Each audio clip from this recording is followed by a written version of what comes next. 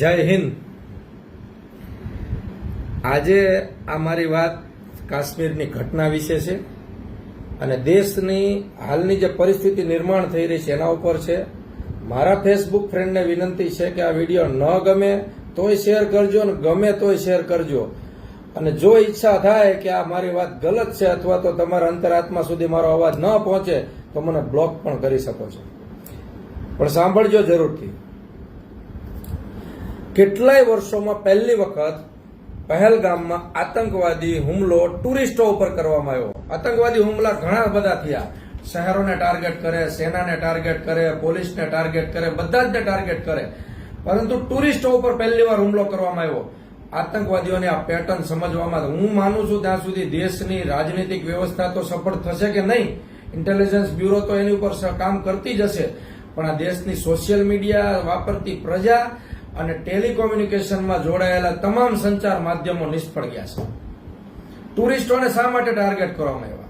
છેલ્લા 3 ઇલેક્શન કાશ્મીરમાં આર્ટિકલ 370 નાબૂદ થયા પછી છેલ્લા 3 ઇલેક્શન થયા, પંચાયતી સ્વરાજની ચૂંટણી, વિધાનસભાની ચૂંટણી અને લોકસભાની ચૂંટણી, તો ક્યારે આવી ઘટના નથી બની, તો અત્યારે જ કેમ બની? કેમ કે કાશ્મીરનો લોકલ સપોર્ટ, લોકલ મુસ્લિમ સમુદાય ભારત સાથે એક થઈ ગયો છે।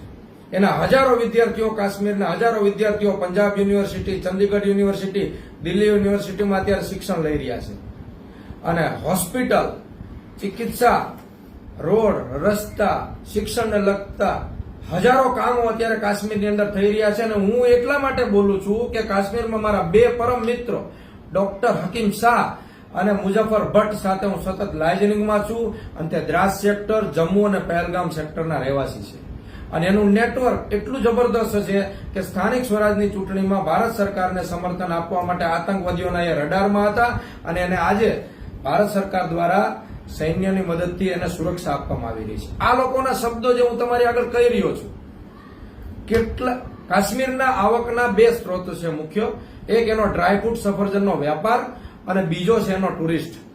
હવે એ કાશ્મીરનો માણસ પાસે એટલી પર્યાપ્ત જમીન નથી કે દરેક લોકો ખેતી આધારિત અર્થવ્યવસ્થા ઉપર પોતાનું ગુજરાન ચલાવી શકે, પણ ટુરિસ્ટ એક એવો વ્યવસાય છે જેને કારણે હજારો લાખો કાશ્મીરીઓ પોતાનું રોજગાર ચલાવી રહ્યા છે અને રોજગાર ચલાવવાની સાથે પોતાનું ભરણ પોષણ કરી રહ્યા છે।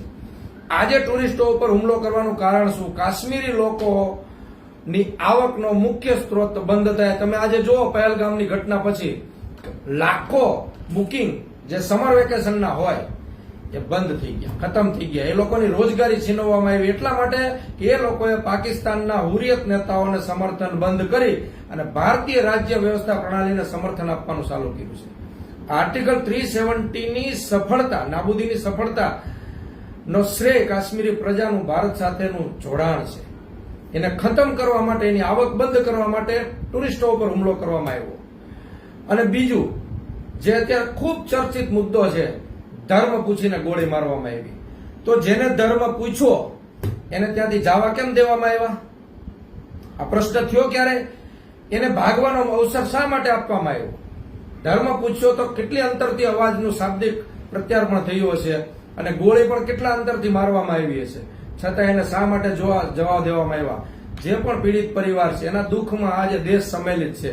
દેશની રાજ્ય વ્યવસ્થા, જે રાજ્યમાં જેની સરકાર હોય તે બધા જ એની દુઃખની વ્યવસ્થામાં સંમેલિત થયા છે, પણ એ પોતાની વ્યથામાં પીડિત નાગરિકો એ ભૂલી ગયા છે કે અમે જે સ્ટેટમેન્ટ મીડિયામાં, સોશિયલ મીડિયામાં આપશું એનું દેશની અંદર શું પરિસ્થિતિ થશે। દેશની અંદર ધર્મ પૂછવાનું એકમાત્ર કારણ કે આ દેશના 20 કરોડ મુસ્લિમો સાથે તમામ હિન્દુઓનું ઘર્ષણ, આ દેશની અંદર હિન્દુ મુસ્લિમનો કોમ્યુનલ વાયલન્સ થાય, હજારો બહેનો વિધવા બને, હજારો બાળકો અનાથ બને, એ માટેનું કાવતરું આ આતંકવાદીઓ દ્વારા કરવામાં આવ્યું અને આપણે એને સફળ બનાવી રહ્યા છીએ। આપણે મીડિયામાં પ્રચાર ચાલુ કરી દીધો, મુસ્લિમો પાસેથી કંઈ ખરીદશો નહીં, એની પાસેથી માલ લેવો નહીં, એનો તિરસ્કાર કરવો, એની આજુબાજુમાં કંઈ પણ વેપાર પ્રવૃત્તિ થતી હોય તો એને સમર્થન ન આપવું। અરે ભાઈ, આ શું છે? દેશની અર્થવ્યવસ્થાનો મુખ્ય આધાર દેશનો નાગરિક છે અને નાગરિકની અંદર 20 કરોડ મુસ્લિમો પણ એની અંદર યોગદાન બજાવી રહ્યા છે। દેશની તમામ ડિફેન્સ આર્મી હોય, પોલીસ હોય, આઈટીબીપી હોય, સીઆઈએસએફ હોય, ગમે બટાલિયનની અંદર જુઓ તો મુસ્લિમોનું યોગદાન છે। હું મારા કામરેજની વાત કરું તો કામરેજની અંદર કામરેજ 4 રસ્તા ઉપર સ્ક્રેપ ભંગારનો ધંધો કરતા હજારો મુસ્લિમ છે. તો શું તમે 10,000 નો સ્પેર પાર્ટ ખરીદવા માટે આ 500 રૂપિયાની વસ્તુ તમને આપે છે અને બંધ કરી દેશો? આ દેશની અર્થવ્યવસ્થામાં એ એકમેવ થઈ ગયા છે મુસ્લિમો, એને તમે ડિનાય ન કરી શકો. કોમ્યુનિકેશન સ્કિલ ધરાવનાર લોકો જે આપણા ઔદ્યોગિક ક્ષેત્રની અંદર લેબર કામ કરી રહ્યા, મેનેજમેન્ટ કરી રહ્યા છે, તો ઈ કોઈ દિવસ આપણાથી દૂર ના થઈ શકે. આવા જે મેસેજ કોર્પોરેટ કંપનીના લોકો ચલાવી રહ્યા છે એને બંધ કરી દેવા જોઈએ. આ દેશની એકતા અને અખંડિતતા માટે એ જરૂરી છે કે આજે માણસ હિન્દુ મુસ્લિમનો ભેદભાવ ભૂલ્યો અને આતંકવાદીઓનું જે ષડયંત્ર છે એને ખારીજ કરવામાં આવે. એના ષડયંત્રને આપણે સમર્થન આપશું. મારું ગામ ભેસાણ, જુનાગઢ વતન સૌરાષ્ટ્ર, મારા ગામની અંદર હમણાં જ રામ મંદિરનો જીર્ણોદ્ધાર થવા માટેની સપ્તાહનું આયોજન થયું. ગામના મુસ્લિમો દ્વારા પુષ્પવર્ષા કરવામાં આવી અને રમજાન ચાલતું હતું ત્યારે હિન્દુઓ દ્વારા કરવામાં આવી. આ છે દેશની વાસ્તવિક અખંડિતતા. અને તમે વકફ બોર્ડના નિર્ણયને 1 વર્ષ ત્યાં સોશિયલ મીડિયામાં ચલાવી રહ્યા છો કે મુસ્લિમો આપણે આમ કરી રહ્યા છે, અને હવે જે વકફ બોર્ડને લાગુ કરવા માટે પાર્લામેન્ટમાં બોલવામાં આવ્યું એ મુસ્લિમોના હિતની વાત કરવામાં આવી. તો આ જે દ્વિધારી નીતિ કેટલાક લોકો દ્વારા ફેલાવવામાં આવી રહી છે, એનાથી દેશની એકતાને નુકસાન થશે.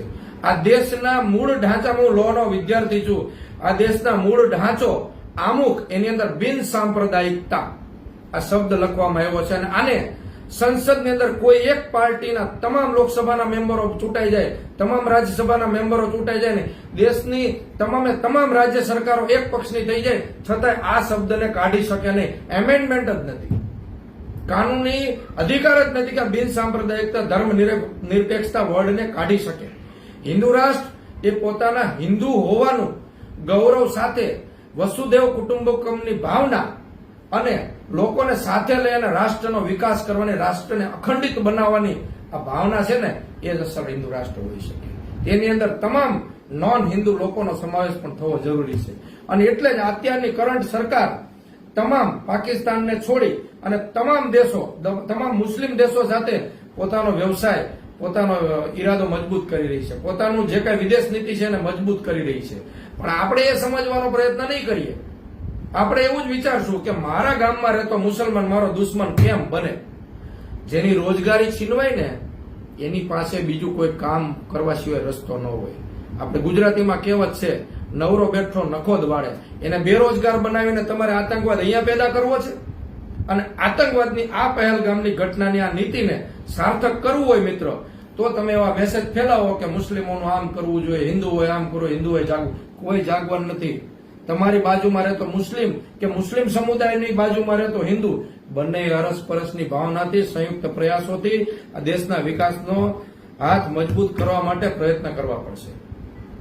તમે આ સોશિયલ મીડિયામાં જે પ્રચાર કરી રહ્યા છો એને જો બંધ કરી દેશો ને કમસે કમ, તોય શાંતિ થઈ જશે. કેમ કે ટેલિકોમ્યુનિકેશન જે સાધનો છે એ તો કોર્પોરેટ કંપનીઓ ચલાવી રહી છે. એને ક્યાં ફાયદો છે, શું મેસેજ ચલાવવો છે તમે કોઈ જાણતા નથી. એટલે મારી આ વિનંતી છે કે આ દેશની એકતા અને અખંડિતતા માટે આપણે પ્રયત્ન કરીએ.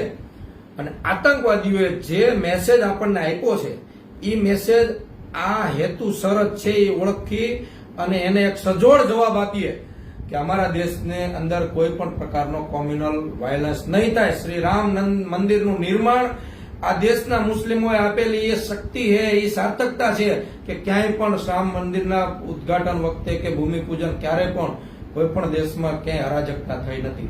એની અંદર એ સમજૂતી આવી છે. હવે સમજૂતી આપણે કેળવવાની છે.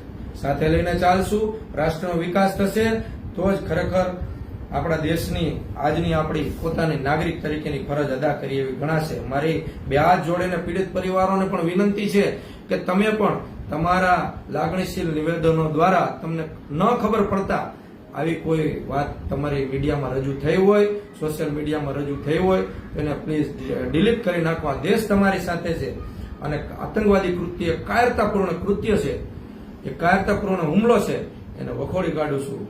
હું નિલેશ આસોદરિયા આપ સૌને આ વિનંતી કરું છું કે આ વાતને સમજવાનો પ્રયત્ન કરજો. જય હિન્દ, જય ભારત, નમસ્તે, આદાબ, સત શ્રી અકાલ, થેન્ક યુ.